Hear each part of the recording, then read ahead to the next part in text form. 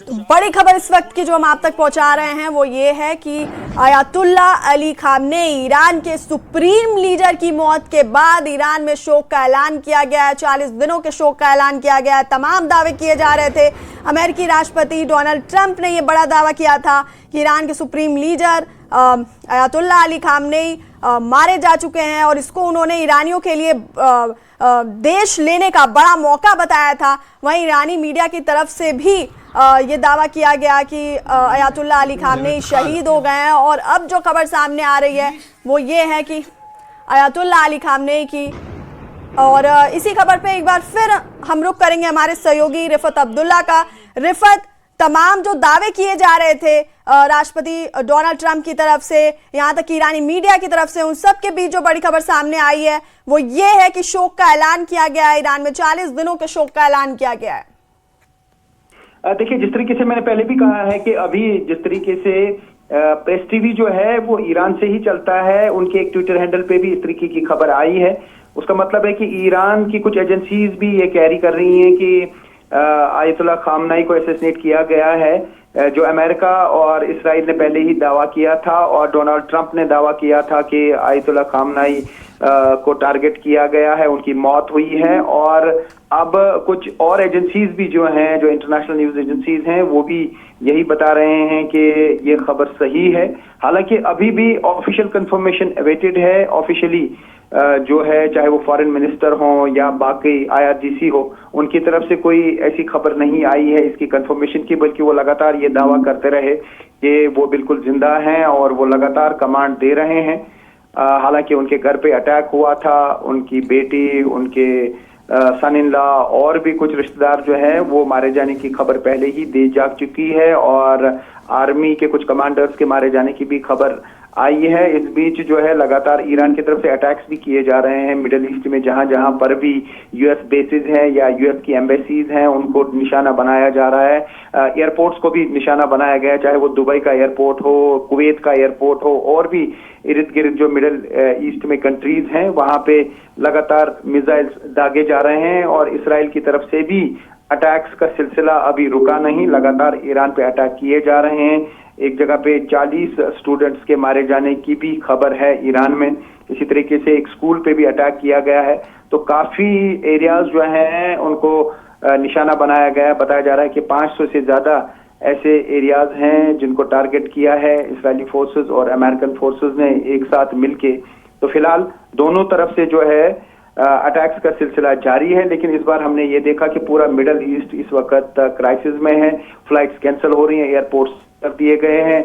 और क्योंकि जिस तरीके से ईरान की तरफ से इन सारे एरियाज को टारगेट किया जा रहा है, दूसरी तरफ से इसराइल लगातार ईरान को टारगेट कर रहा है और जहां जहां से भी मिलिट्री बेसिस जहां पर भी US की हैं वहां से ऑपरेट किया जा रहा है और ईरान पे हमले लगातार जारी हैं। और रिटाइलेट जो कर रहा है ईरान इन सब जगहों पे कर रहा है जहां जहां से उन पे अटैक हो रहे हैं। बिल्कुल रिफत, एक तरह से चेन रिएक्शन देखने को मिल रहा है। पहले इजराइल ने अटैक किया, उसके बाद ईरान, फिर लगातार ये अटैक्स जारी हैं। लेकिन ईरान लगातार ये दिखाने की कोशिश कर रहा है कि अयातुल्ला अली खामनेई जिंदा हैं, उनकी मौत नहीं हुई है, वो लगातार कमांड दे रहे हैं।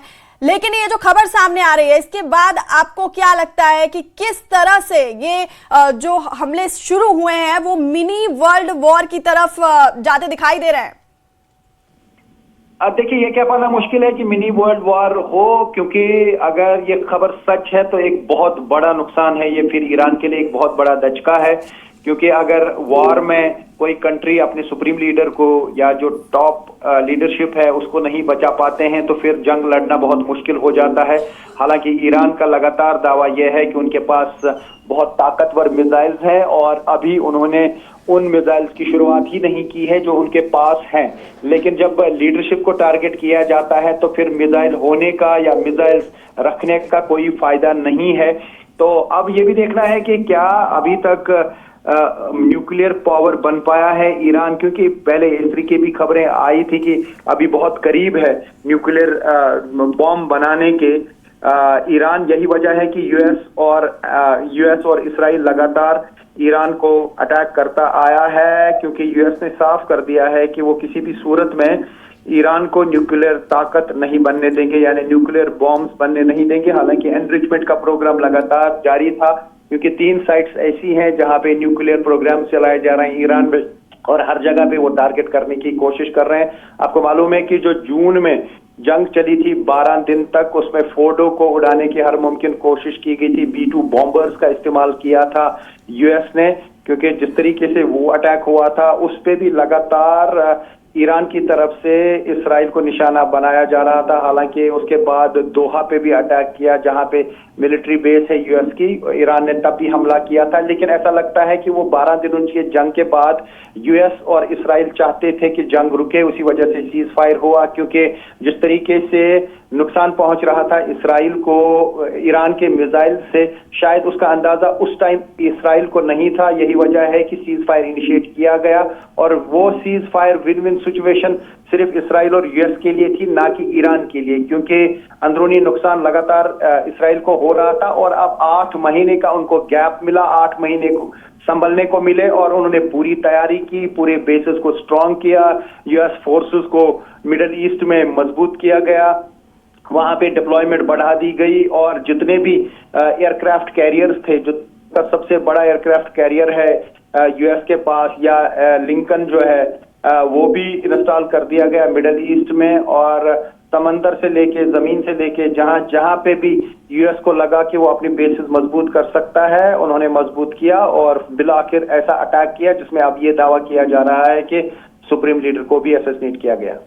जी रिफत, और जिस तरह से अमेरिका की तरफ से लगातार धमकियां दी जा रही हैं ईरान को, उसके बाद ईरान की तरफ से ये कहा जा रहा है कि युद्ध इजराइल ने शुरू किया था लेकिन खत्म ईरान करेगा, तो कहीं ना कहीं ये दिख रहा है कि ये जो जंग शुरू हुई है वो अभी खत्म नहीं होगी।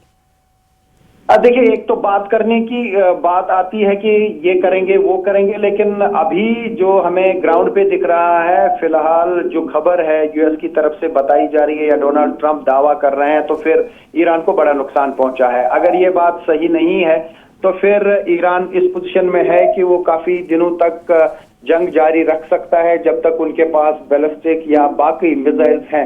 हालांकि ईरान ने यह भी दावा किया है कि उनके पास स्टॉक में काफी ऐसे मिसाइल्स हैं जिनका अभी उन्होंने कोई भी इस्तेमाल नहीं किया है। तो अगर वो अभी उन मिसाइल्स का इस्तेमाल करते, हो सकता है इंटरकॉन्टिनेंटल मिसाइल भी उनके पास हो, क्योंकि मिसाइल टेक्नोलॉजी में वो बहुत आगे बढ़ रहे थे। वही यूएस और ईरान को थ्रेट लग रहा था, और न्यूक्लियर एनरिचमेंट प्रोग्राम जो था, खासतौर से यूरेनियम एनरिचमेंट प्रोग्राम, वो लगातार जारी था, 60% तक वो पहुंच गए थे। उसका मतलब है कि वो बहुत करीब थे न्यूक्लियर बॉम्ब बनाने के, लेकिन उससे पहले ही लगातार जो टारगेट किया गया ईरान को जून में भी, और अब फिर से उसको डिले करने की कोशिश लगातार यूएस और इसराइल की तरफ से की जा रही थी, चाहे वो अटैक्स या धमकियों के जरिए की जा रहे थे, या फिर अब पूरी तरह से जो है ईरान पे लगातार जो है अटैक किया गया। हालांकि अंदरूनी खबरें अभी बाहर नहीं आई हैं कि ईरान को कितना नुकसान पहुंचा है, लेकिन ईरान की तरफ से भी लगातार अटैक किए जा रहे हैं। टेल अवीव में भी हम देख रहे हैं कि वहां पे भी कुछ मिसाइल जो हैं वो गिरे हैं, वहां पे थोड़ा नुकसान हुआ है जो हमें यहाँ से दिख रहा है। लेकिन अभी ये कह पाना मुश्किल है कि क्या इसराइल को बहुत ज्यादा चोट पहुंच सकती है, क्योंकि इसराइल के साथ पूरी तरह इस बार यूएस फोर्सेस है। हालांकि जब जून में जंग हुई थी तो तब पूरी तरह से यूएस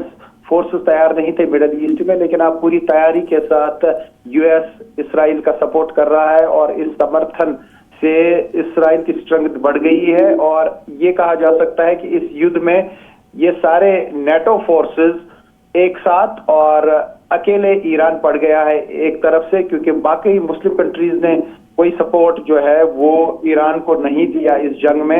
हिजबुल्ला हो सकता है कि शायद बीच में आ जाए लेबनान से, लेकिन फिर ये दो तरफा वॉर हो सकती है। अब चूंकि जिस तरीके से सीरिया में रूट्स बंद हो गए, उसकी वजह से ईरान की तरफ से कोई सपोर्ट अब रिसेंट टाइम्स में हिजबुल्ला को नहीं मिल पाया, लेकिन हिजबुल्ला के पास काफी सारे मिसाइल्स और रॉकेट्स थे, अभी भी हो सकता है कि स्टॉक में हो, क्योंकि लेबनान जो है वो इसराइल के नजदीक है, जबकि ईरान तकरीबन 2000 से ज्यादा किलोमीटर की दूरी पर ईरान और इसराइल की दूरी इतनी है।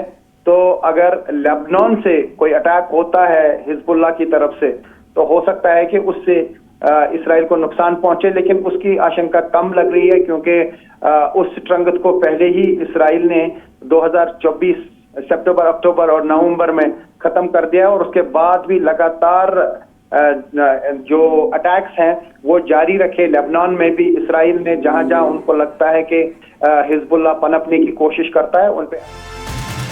और अब जो बड़ी खबर सामने आ रही है इस वक्त की कि ईरान में 7 दिन की छुट्टी का ऐलान किया गया है।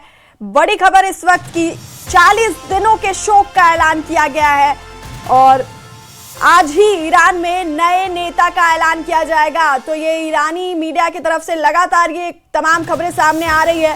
बड़ी खबर आपको बता दें कि आज ही ईरान में नए नेता का ऐलान किया जाएगा। ईरान में 7 दिन की छुट्टी का ऐलान किया गया है, 40 दिनों के शोक का ऐलान किया गया है। बड़ी खबर इस वक्त की जहां पर जो सामने आ रही है वो ये है कि ईरान में 7 दिन की छुट्टी का ऐलान किया गया है।